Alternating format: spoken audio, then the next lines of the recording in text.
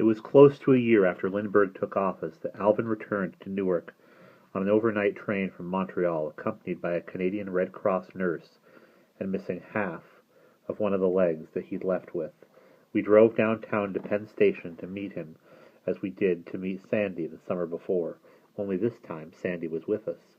A few weeks earlier, in the interest of family harmony, I had been allowed to go off with Aunt Evelyn and him to sit in the audience and listen as he impressed the congregation of a synagogue some 40 miles south of Newark in New Brunswick, encouraging them to enroll their children in Just Folks with stories of his Kentucky adventure and an exhibition of his drawings. My parents had made it clear to me that Sandy's job with Just Folks was something I needn't mention to Alvin. They'd themselves explain everything, but only after Alvin had a chance to get used to being home and could better understand how America had changed since he'd gone to Canada. It was a matter not of hiding anything from Alvin, or of lying to him, but of protecting him from whatever could interfere with his recovery. The Montreal train was late that morning, and to pass the time, and because the political situation was with him now every moment of the day, my father had bought a copy of the Daily News. Seated on a bench at Penn Station, he scanned the paper, a right-wing New York tabloid that he unfailingly referred to as a rag, while the rest of us packed the platform, anxiously waiting for the next phase of our new life to begin. While the PA system announced that the Montreal train would be arriving later than expected, my mother, linking arms with Sandy and me, walked us back to the bench to wait there together. My father had meanwhile finished as much of the Daily News as he could bear and thrown it into a trash basket. Since ours was a household where nickels and dimes mattered, I was as perplexed to see him discard the paper only minutes after buying it as I'd been to see him reading it in the first place. "Can you believe these people?" he said. "This fascist dog is still their hero." What he didn't say was that by making good on his campaign promise to keep America out of the worldwide war, the fascist dog had what he didn't say was that by making good on his campaign promise to keep America out of the worldwide war, the fascist dog had by now become the hero of virtually every paper in the country, with the exception of PM. "Well," said my mother as the train finally entered the station and began to pull to a stop, "here comes your cousin." "What should we do?" I asked her, as she prompted us onto our feet, and the four of us stepped toward the platform's edge. "Say hello, it's Alvin. Welcome him home." "What about his leg?" I whispered. "What about it, dear?" I shrugged. Here my father took me by the shoulders. "Don't be afraid," he said to me. "Don't be afraid of Alvin, and don't be afraid of his leg. Let him see how you've grown up."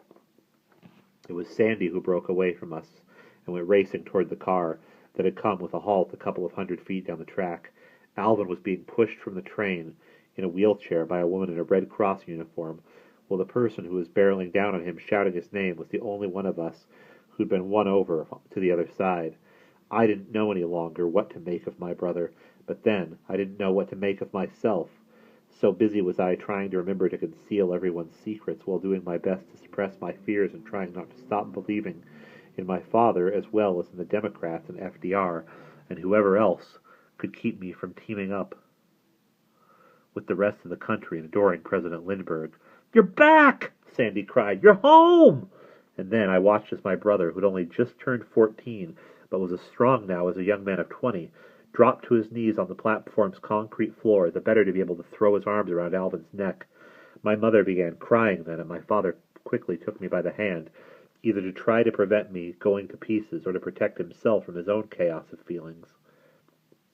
I thought it must be my job to run to Alvin next, so I pulled away from my parents and broke for the wheelchair, and once there, imitating Sandy, threw my arms around him, only to discover how rotten he smelled.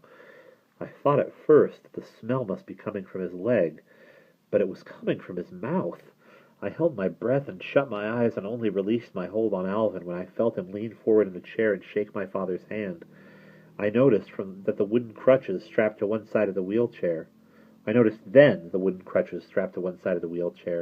And for the first time dared to look straight at him.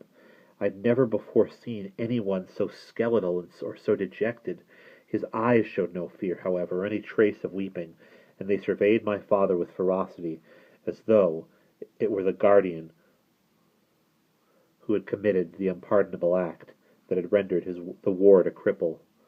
"Herman," he said, and that was all. "You're here," my father said. "You're home. We're taking you home." Then my mother bent forward to kiss him. "Aunt Bess?" Alvin said. The left trouser leg dropped straight down from the knee, a sight generally familiar to adults, but one that startled me, even though I already knew of a man with no legs at all, a man who began at the hips and was himself no more than a stump.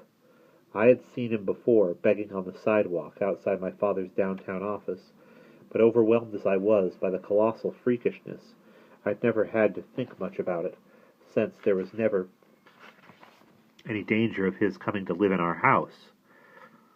He did best with his begging in baseball season when, as the men working there left the building at the end of the day, he would run through the afternoon's final scores in his incongruously deep declamatory voice, and each of them would drop a couple of coins into the battered laundry pail that was his alms box. He moved about on, appeared in fact to live on, a small platform of plywood fitted beneath with roller skates.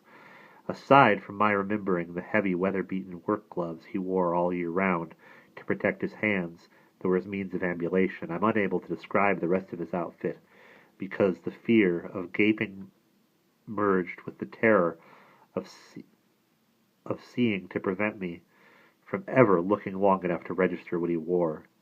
That he dressed at all seemed as miraculous as that he was somehow able to urinate and defecate, let alone remember the ball scores. Whenever I came along to the empty insurance office on a Saturday morning with my father, largely for the delight of twirling in his desk chair while he attended to the week's mail, he and the stump of a man would always greet each other with a friendly nod.